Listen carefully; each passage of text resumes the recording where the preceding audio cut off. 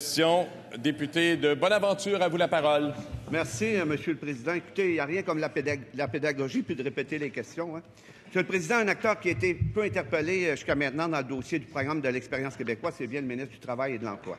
Les principaux acteurs économiques disent tous la même chose. La réforme est une absurdité, elle est improvisée, elle ne peut que nuire au marché de l'emploi au Québec. Qu'est-ce que le ministre répond à des acteurs comme le Conseil du patronat, Fédération des chambres de commerce du Québec, Chambre de commerce du Montréal métropolitain, manufacturiers et exportateurs, et je ne rajouterai pas les recteurs, les enseignants, les chercheurs, etc., etc.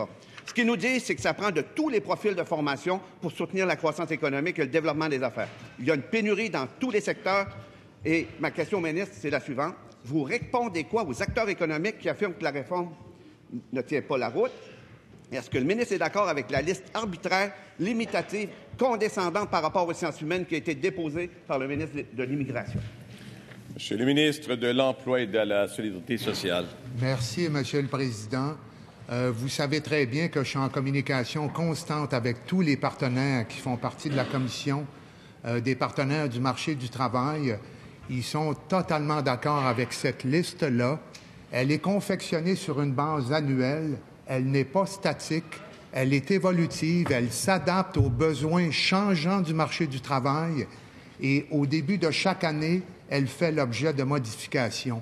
Je rappellerai que le phénomène de rareté de main-d'œuvre, il y a un manufacturier qui me mentionnait hier à un gala, c'est une opportunité pour réduire l'écart de productivité entre le Québec, l'Ontario, les pays européens, les États-Unis. Il y a un écart qui est extrêmement important.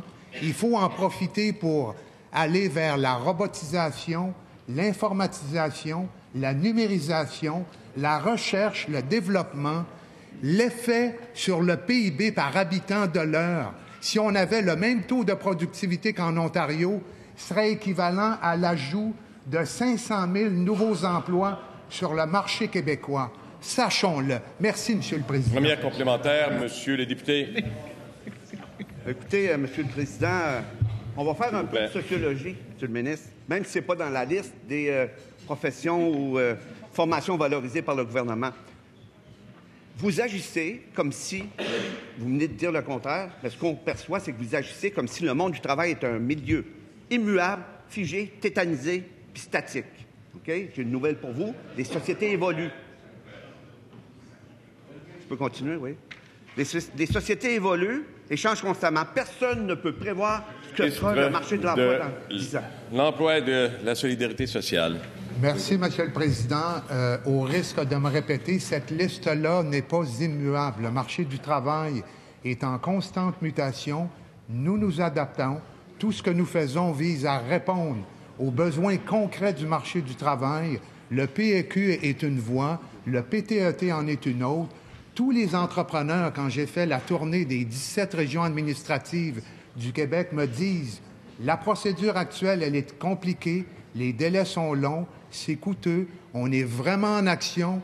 Allez sur le site du NTES, vous allez voir ce que contient comme mesure concrète ce plan d'action-là. Il est facile d'utilisation. Rien n'est statique dans le marché actuel. » Deuxième complémentaire, Madame la députée de Gaspé. Merci, Monsieur le Président. Mon cœur souffre en ce moment d'entendre le gouvernement et de constater encore une fois le manque de vision pour la vitalité de nos régions. On a besoin d'une offre diversifiée de programmes dans nos cégeps pour demeurer attractifs. Attractifs, oui, pour les étudiants internationaux, mais attractifs pour nos jeunes qu'on tente par tous les moyens de les garder chez nous. Dans les petits milieux, la contribution des étudiants et des travailleurs étrangers est énorme et leur taux de rétention est élevé. On ne peut se permettre de perdre personne en région. Qu'est-ce que la ministre, elle, pense? La ministre déléguée au développement régional pense de la réforme? Monsieur le ministre, Madame la ministre, Monsieur le leader du gouvernement. Monsieur le Président, nous sommes très sensibles à la réalité des régions. Et c'est justement pour ça que nous mettons en place cette réforme, Monsieur le Président. Parce que la députée de Gaspé le sait très bien.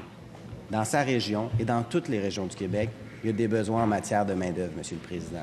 Mais si on veut relever ce défi-là, qui nous a été laissé gracieusement par le Parti libéral, par leur inaction à agir dans ce dossier-là, Monsieur le Président, ça prend des changements. ça prend des modifications, ça prend des bonifications. Et c'est ce que nous faisons avec le programme d'expérience québécoise.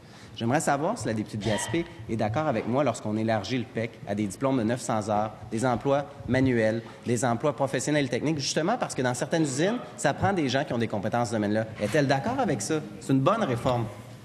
Cela met fin à la période de questions et de réponses orales.